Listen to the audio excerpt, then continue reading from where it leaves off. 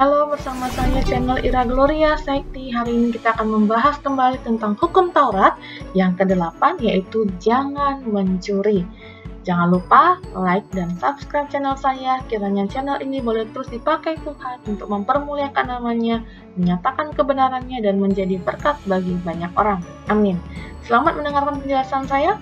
Tuhan Yesus memberkati. Ketika Allah memberikan hukum Taurat kepada Musa, jangan mencuri, ini sebenarnya mengandung arti yang sangat positif, yaitu bagaimana Tuhan mengajarkan kita untuk kita bisa menghargai milik dan hak orang lain. Yang kedua, Tuhan juga mengajarkan kepada kita umatnya supaya kita selalu bersyukur atas pemberian Tuhan, sehingga kita tidak berniat sedikit pun mengambil barang orang lain. Ini dua arti dari jangan mencuri. Nah, sekarang kita akan bahas beberapa pelanggaran dari hukum Taurat jangan mencuri. Yang pertama adalah mengambil sesuatu yang bukan miliknya sendiri tanpa izin, baik kecil maupun besar. Misalnya, mengambil buah milik tetangga, atau mengambil barang-barang milik teman kita atau saudara kita, bukan milik kita, kita mengambil tanpa izin, baik itu kecil ataupun besar, itu adalah pencurian. Itu adalah pelanggaran yang pertama, hukum Taurat jangan mencuri. Yang kedua adalah, nah ini bagi semua remaja, pelajar, mahasiswa dimanapun berada, mencuri nilai dengan cara yang tidak jujur, menyontek, ini adalah sebuah pencurian. Karena kita sudah mengambil nilai yang salah, karena kita mengambil itu dari hasil nyontek. Jadi, dosa yang kedua dalam hukum Taurat yang ketujuh adalah menyontek. Yang ketiga, mencuri waktu. Nah, ini bagi para pekerja khususnya. Biasanya ketika kita bekerja, kita diberikan jam untuk bekerja. Tapi ketika kita menggunakan jam untuk bekerja itu dengan hal-hal yang salah, misalnya terlambat, bermalas-malasan, maka itu adalah sudah bentuk pencurian, yaitu kita mencuri waktu. Karena kita dibayar dalam ketika kita bekerja, tapi kita menggunakan untuk hal yang lain, itu adalah sebuah pencurian. Yang keempat, tidak mengembalikan barang atau uang yang dipinjam. Alkitab jelas mengatakan dalam Mazmur 37 ayat 21, orang fasik meminjam dan tidak membayar kembali.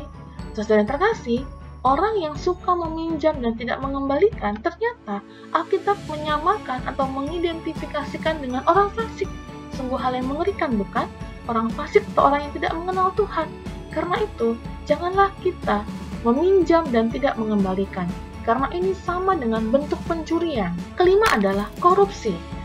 Alkitab juga memberikan penjelasan yang sangat jelas dalam Injil Lukas dan Yohanes.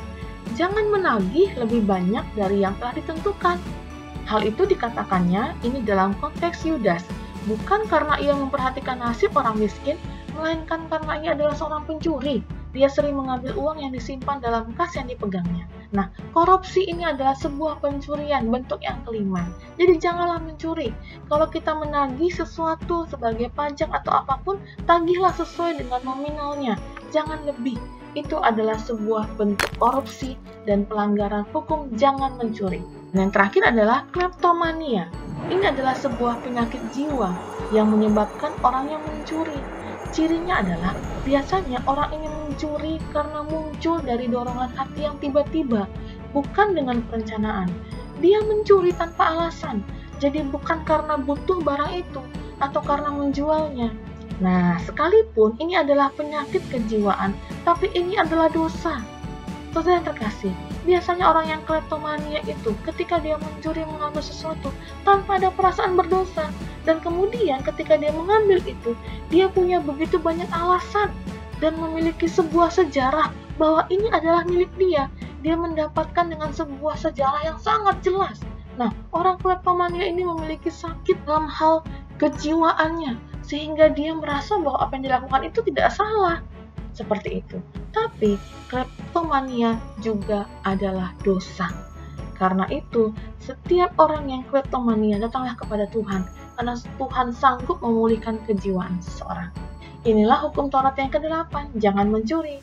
Kiranya penjelasan saya boleh menjadi berkat bagi kita sekalian, dan kita mengerti bahwa ternyata Tuhan memberikan hukum Taurat ini karena Tuhan mengasihi semua manusia.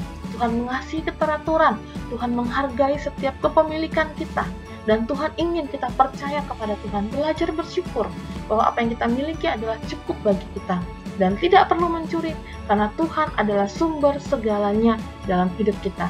Mintalah kepada Tuhan, carilah kita akan mendapat, ketoklah, maka pintu akan dibukakan bagi kita. Selamat bersyukur kepada Tuhan, selamat saling menghargai, dan selamat mengerjakan hukum Taurat yang ke-8. Tuhan Yesus memberkati. Shalom.